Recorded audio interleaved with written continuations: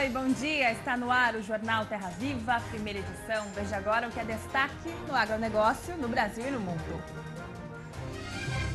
Diretor do INPE é exonerado do cargo após relatório sobre desmatamento ser contestado pelo presidente da República. Brasil é o país que mais preserva e protege áreas nativas. 66% das reservas estão conservadas, principalmente em propriedades rurais. Aumenta a tensão entre China e Estados Unidos e guerra comercial faz preço do algodão despencar. A Agência Nacional de Vigilância Sanitária reclassifica mais de 1.900 defensivos agrícolas registrados no Brasil. E ainda, ao vivo, a previsão do tempo. O fim de semana foi congelante, principalmente no sul do país. Essas e outras notícias agora no Jornal Terra Viva, primeira edição.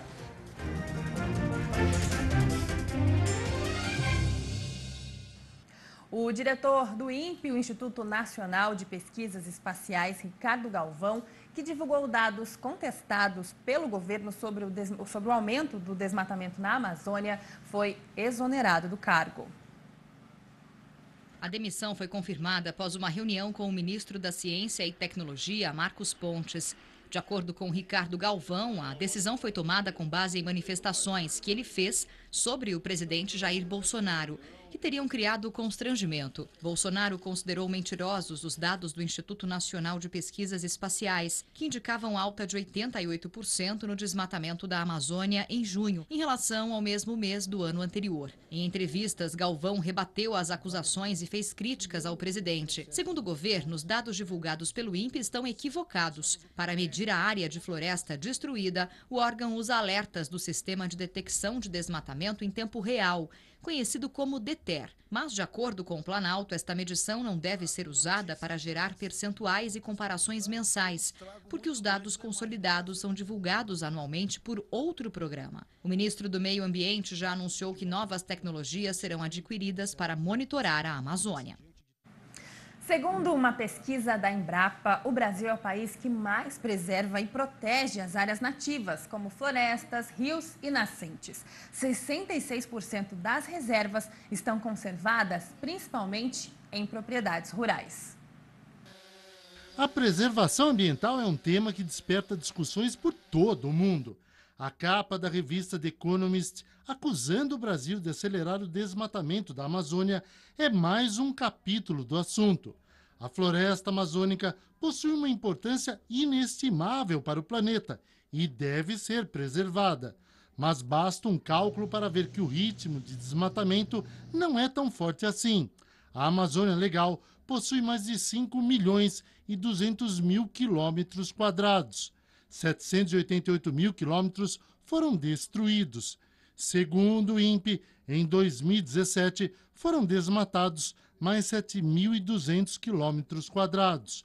Ou seja, neste ritmo, teoricamente, a floresta pode ser dizimada em 637 anos. 66% da nossa vegetação está conservada, Código Florestal, conservação de áreas de preservação permanente, reserva legal, ou seja, uma série de fatores que comprovam a nossa sustentabilidade. O agronegócio é outro alvo de críticas.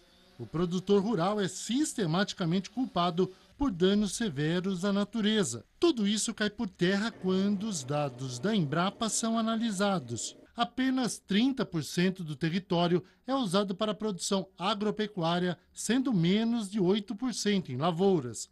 Uma diferença enorme se comparado aos Estados Unidos, onde 74% da área são destinados ao plantio e à criação animal. Por lei, o Brasil possui áreas protegidas, cobertas por vegetação nativa. São parques, florestas e terras indígenas.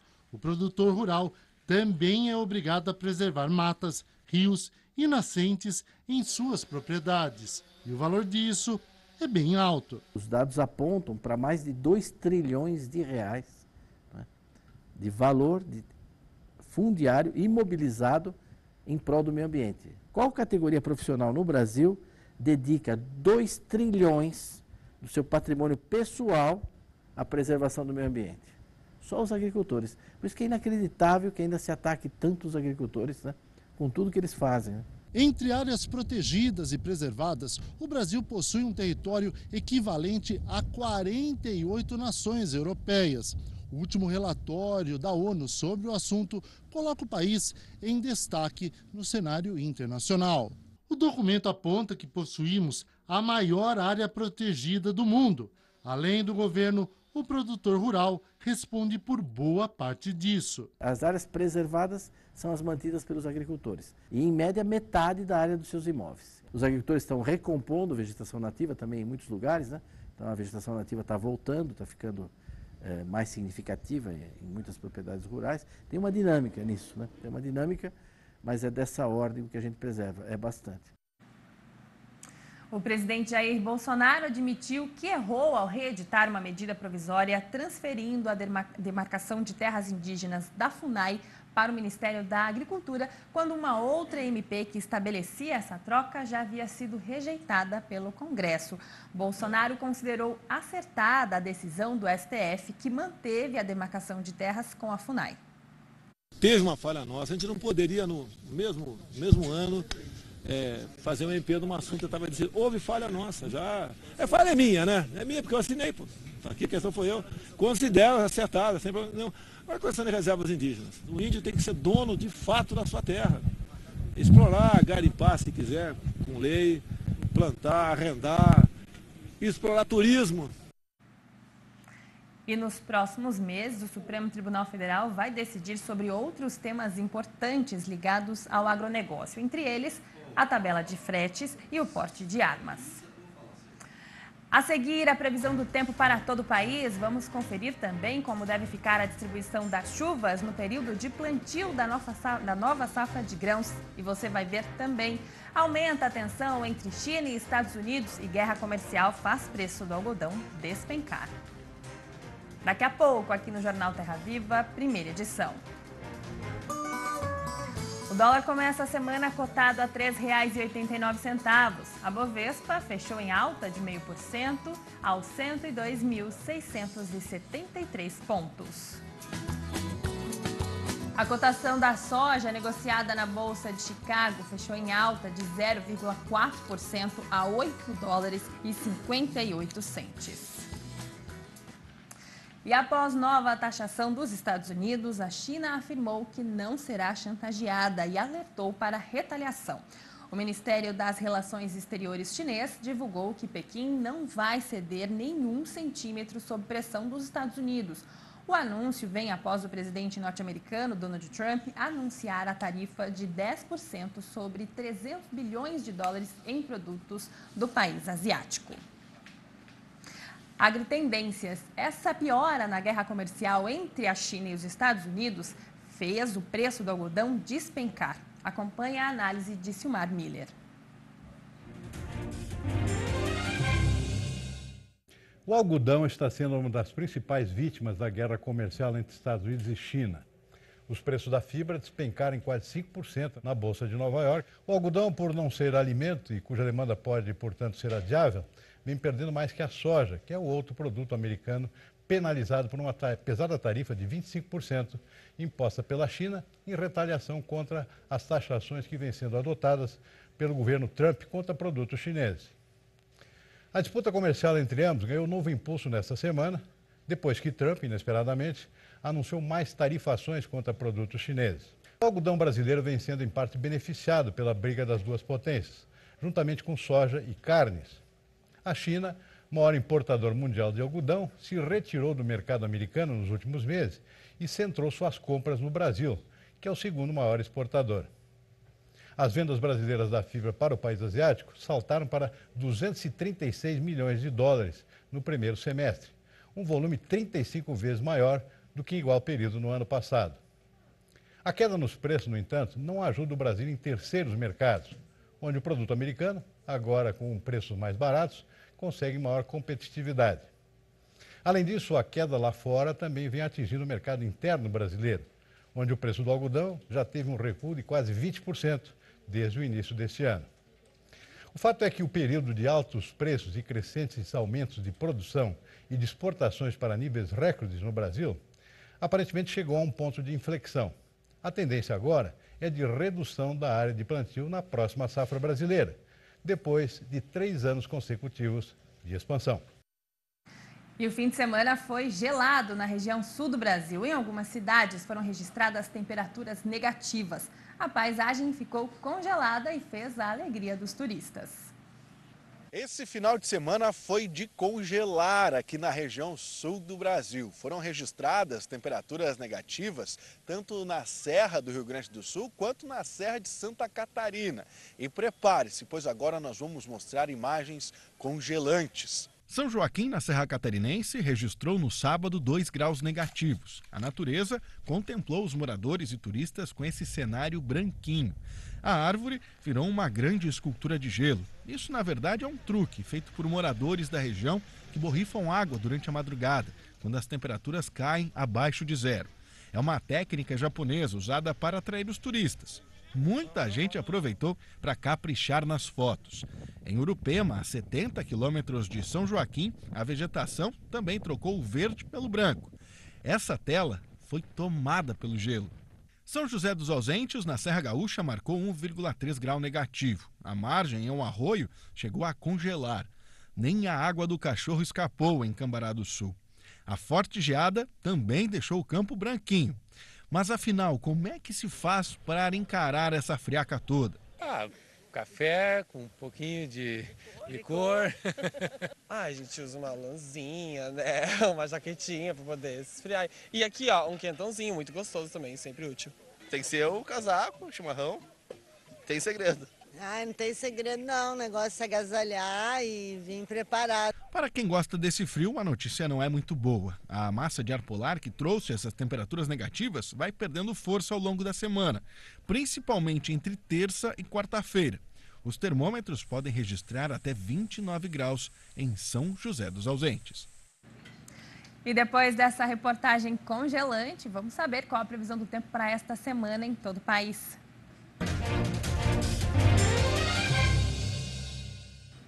Eu converso agora via Skype com a meteorologista Amanda Souza. Olá, bom dia, Amanda. Olá, bom dia, Daiane, bom dia a todos. Amanda, e esse frio extremo aí trouxe prejuízos para o campo? Já há informações sobre isso?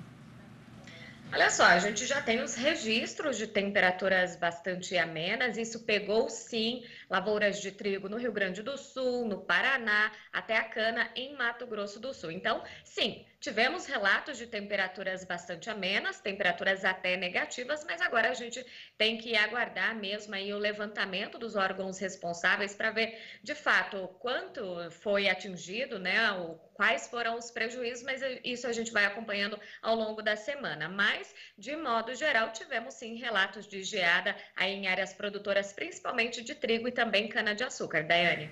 Certo, Amanda. E qual a previsão para esta semana aí? Esse frio intenso continua?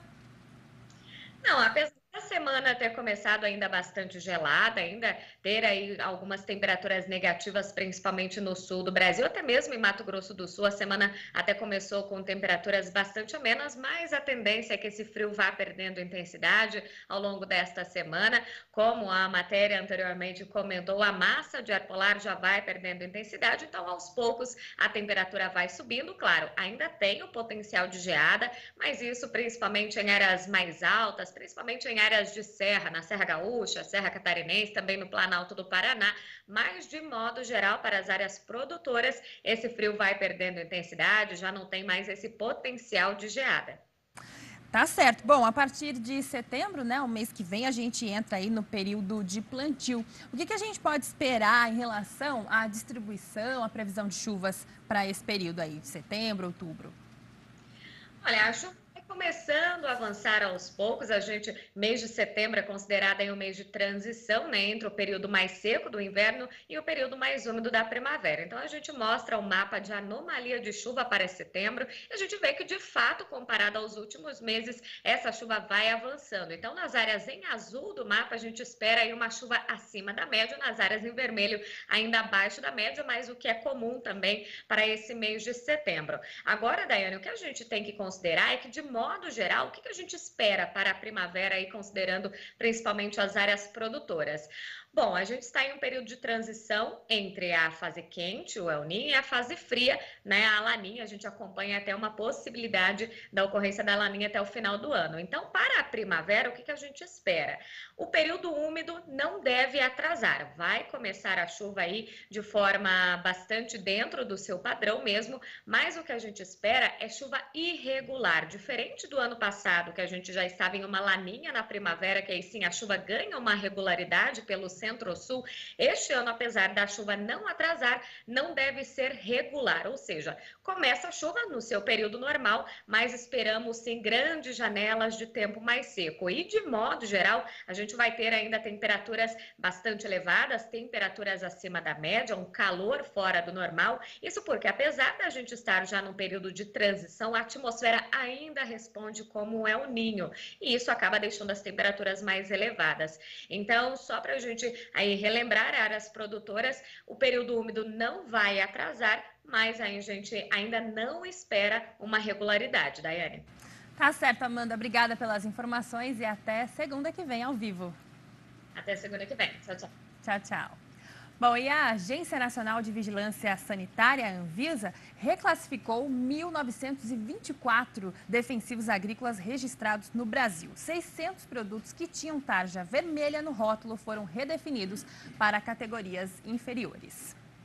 Agora só vai receber o título de extremamente tóxico ou altamente tóxico o produto que levar à morte se for ingerido ou entrar em contato com a pele e os olhos.